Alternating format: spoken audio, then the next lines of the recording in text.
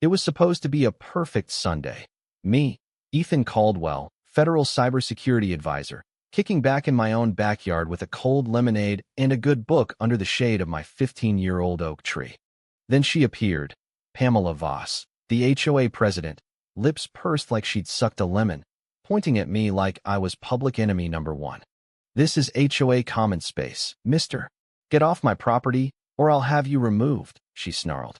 Oh, honey, if only you knew how badly this power trip was about to explode in your perfectly Botoxed face. I blinked, genuinely stunned. My property predated the entire HOA by 15 years. The deed was ironclad, the fence line crystal clear, yet here stood Pamela in her pastel tracksuit uniform, oversized sunglasses perched on her platinum pixie cut like some suburban superhero cape. She wasn't just enforcing rules, she lived for them. I'd seen her laminated president badge at block parties, the one she flashed like a sheriff's star while lecturing everyone on visual harmony. Today the badge was out in full glory, pinned crookedly over her heart, as if patriotism started with color-coordinated lawns. "Ma'am," I said, keeping my voice level the way years of classified briefings had taught me, "this is my yard. I own it. The oak tree? Planted it myself the week I moved in. You can check the county records." Pamela let out a snort that could curdle milk. "Records? Please."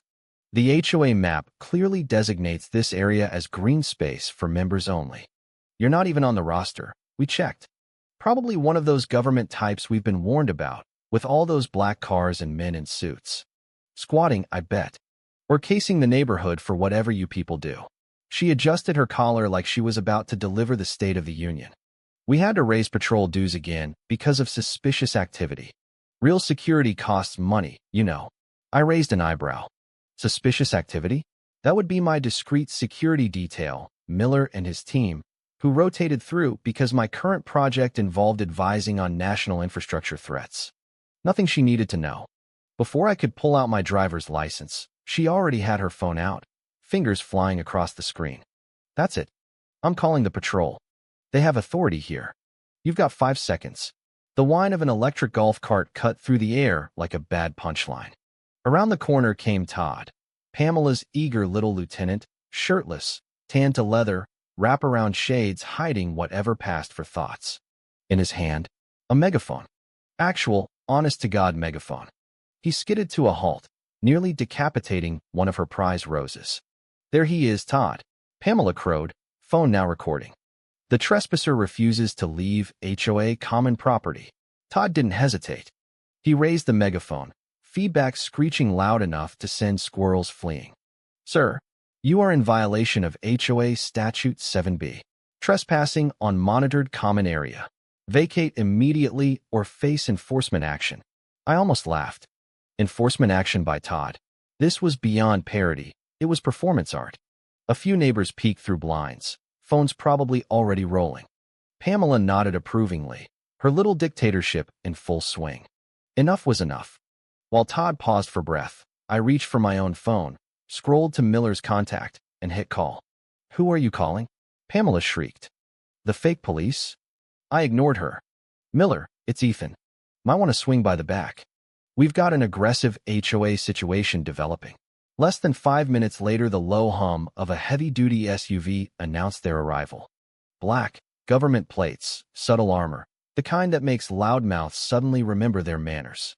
Miller stepped out first, tall, composed, dark suit somehow immune to the heat. Agent Davies followed, eyes scanning like she was clearing a war zone. Pamela bristled. "Who are you people? You can't just drive on a HOA property." Miller didn't raise his voice. He never did. "Ma'am, you need to step away from this property line." I kept it simple.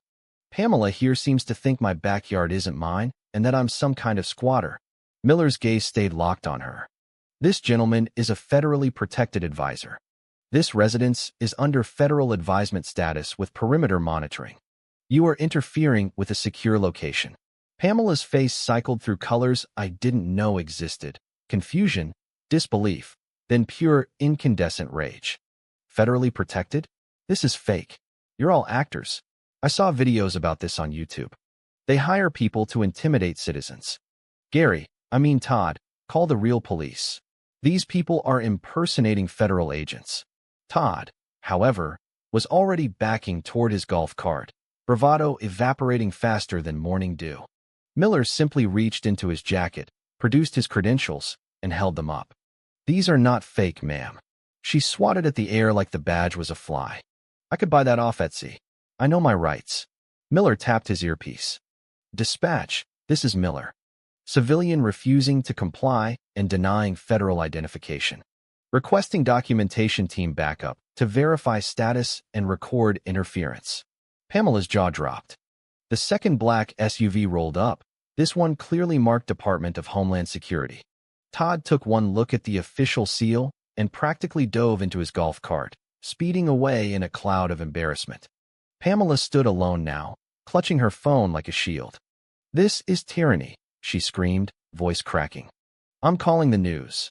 Miller's reply was calm as ever. You are currently interfering with federal personnel on federally monitored private property. Return to your own property immediately. She spun on her heel, storming off with one last threat over her shoulder. This isn't over. I'm calling an emergency HOA meeting. We'll vote you out. I finished my lemonade, watching her go. Miller turned to me with the faintest dry smirk.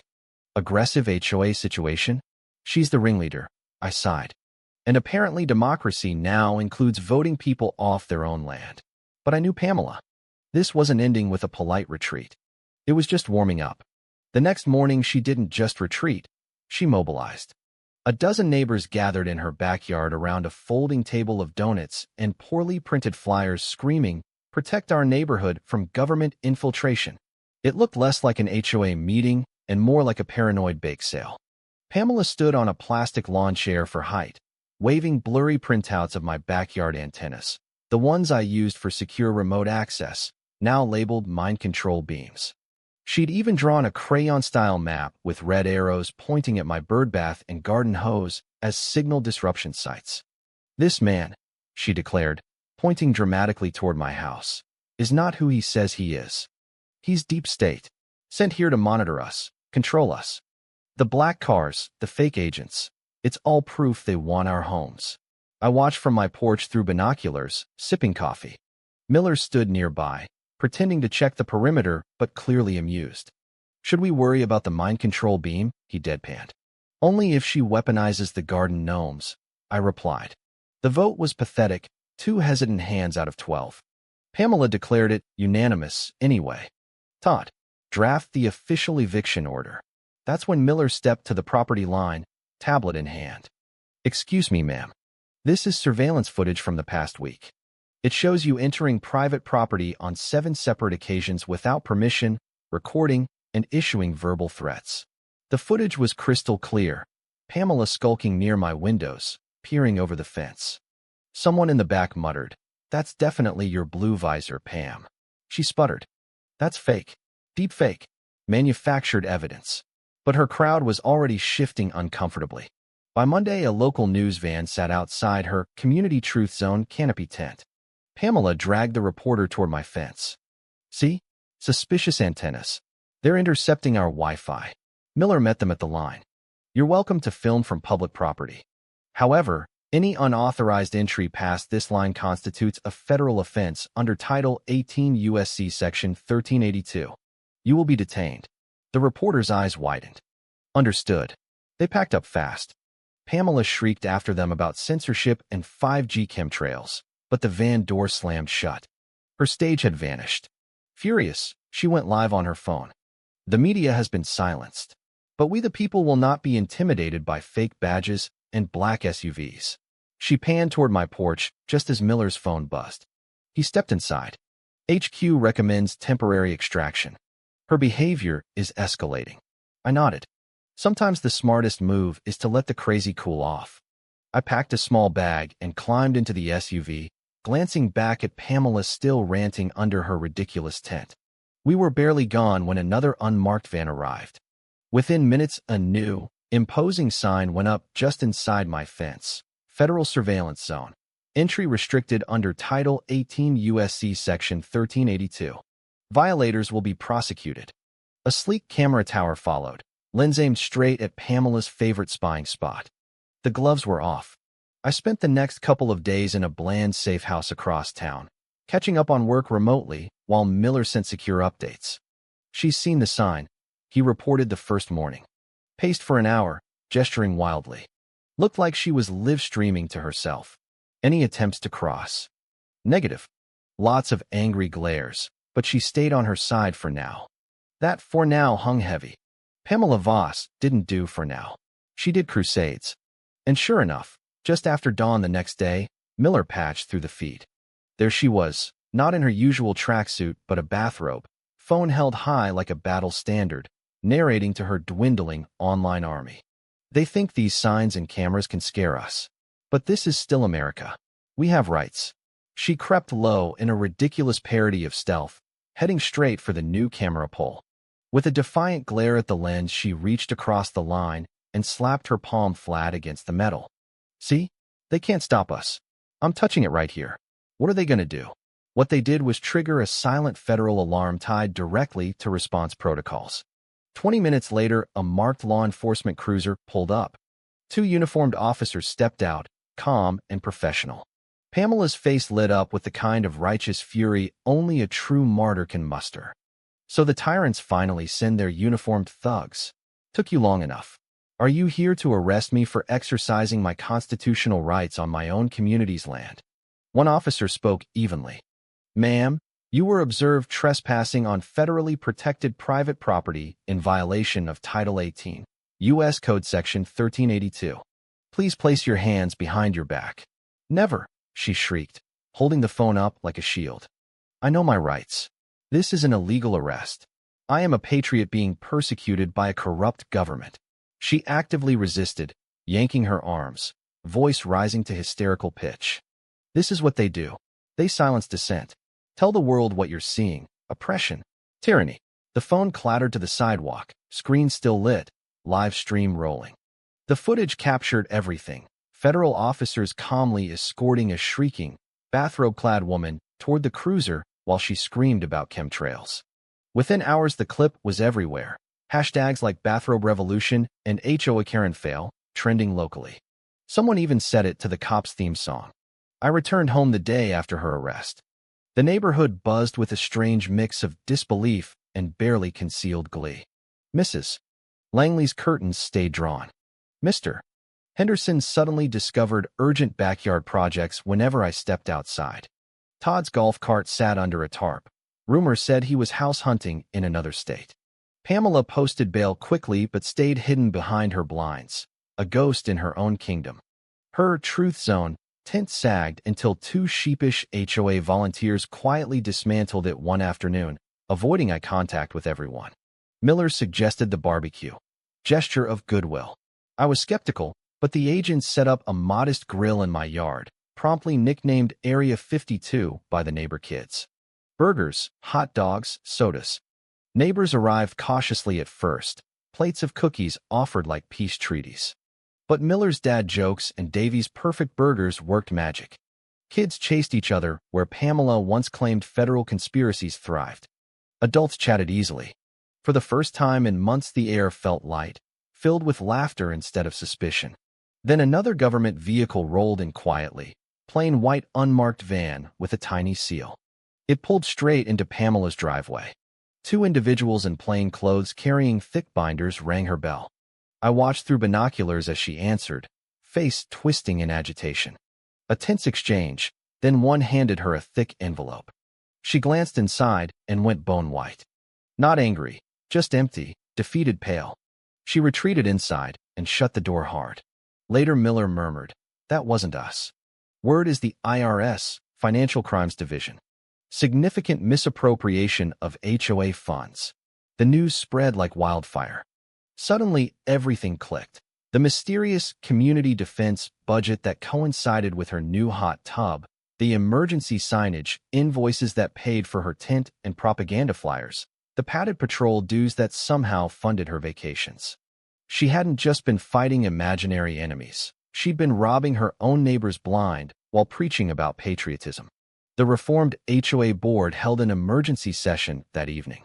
The vote was swift, unanimous, and decisive. Pamela was officially removed from every position, her actions referred for criminal investigation. A few weeks later, a single moving truck arrived early one morning. No fanfare, no final stand.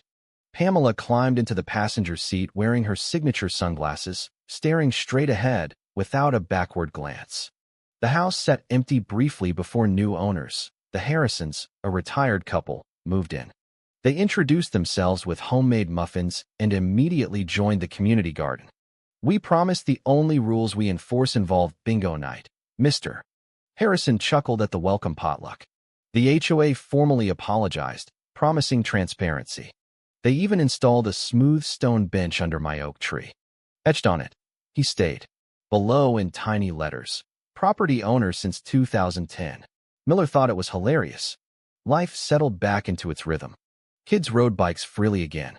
Weekend barbecues returned without the undercurrent of paranoia. I still caught teenagers whispering and pointing. That's the guy with the Secret Service. But the notoriety faded into quiet legend. The extra motion sensor by the fence remained, a subtle reminder that vigilance is prudent. As I sat on the new bench watching the sunset paint the sky gold, a profound peace settled over me. The chaos had passed. Patience, a firmly planted oak, and the quiet power of actual rules, not the ones Pamela invented in her pastel throne room, had prevailed. The neighborhood healed, but the story lingered in group chats and backyard gossip. People still laughed about the bathrobe arrest video. Some posted screenshots of Pamela mid-screech with captions like, "When your HOA president meets real authority." Others shook their heads at the IRS charges. Turns out her community hydrotherapy fund had paid for more than just hot tub meetings. Todd resurfaced once, sheepishly admitting he'd only joined the patrol because Pamela promised him a reserved golf cart spot. He moved 3 streets over and now quietly trims his own hedges without a megaphone in sight. The new HOA board actually voted to lower dues and replace the ridiculous Statute 7B with something resembling common sense. Yet every now and then, when a new resident asks about the stone bench or the camera tower still standing like a quiet sentinel, someone retells the tale with fresh relish. They describe how one woman's obsession with control turned a sleepy suburb into a battlefield of megaphones, conspiracy flyers, and federal cruisers. How she wrapped herself in the flag while picking her neighbor's pockets. How the man she tried to evict from his own yard simply sat there with his lemonade, waiting for the inevitable. And every retelling ends the same way, with that satisfying click of handcuffs and the viral clip of a bathrobe revolutionary learning that real authority doesn't come with a laminated badge and a folding chair. So here's the question that still keeps the neighborhood chat buzzing late at night. Was Pamela Voss just a concerned citizen standing up to government overreach, or was she the real tyrant hiding behind HOA bylaws, embezzling dues while preaching about freedom? Right or wrong? Who is truly trespassing on whose rights? You decide. Because in the end, the lawn chair stayed, the oak still shades, and the only thing that got evicted was the illusion of petty power.